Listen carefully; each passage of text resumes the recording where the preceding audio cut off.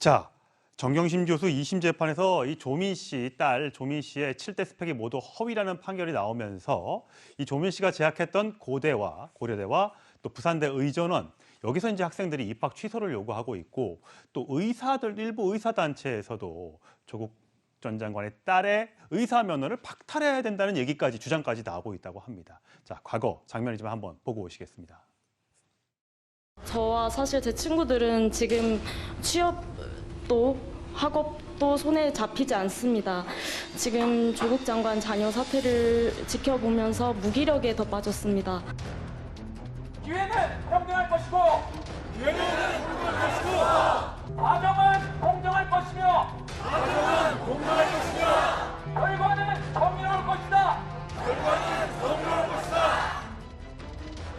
왜 조민을 우리가 같은 고려대인으로 인정할 수 없습니까? 너무 명확하죠? 다들 과거 트위터 보셨죠? 네, 틀린 말 있습니까? 네, 맞는 말이에요. 맞는 말씀 하셨어요. 그런데 왜 똑같은 기준이 본인에게는 적용이 안 됩니까? 사실 조민 씨, 딸 조민 씨의 얘기를 하면서 소환되는 사람이 있죠. 뭐 일단 먼저 보면 이 학생들이 교호소인이다. 이런 얘기를 한다고 합니다. 조민은 교호소인이다. 입학을 당장 취소해야 된다. 의사 자격도 박탈시켜야 된다. 학교 다니기가 창피할 정도다. 이렇게 얘기를 하고 있습니다. 근데 조민 씨를 얘기할 때마다 떠오르는 사람이 이제 최성원 씨의 딸 정유라 씨와 그다음에 숙명여고 쌍둥이 얘기를 하지 않습니까? 두 사람은 중졸이 되고 퇴학을 당했는데 확정 판결도 나기 전에 왜 조민 씨는 2심까지 가서 징역 어머니가 4년을 받았는데 그대로 학교를 다니고 있느냐 이 논란인 겁니다.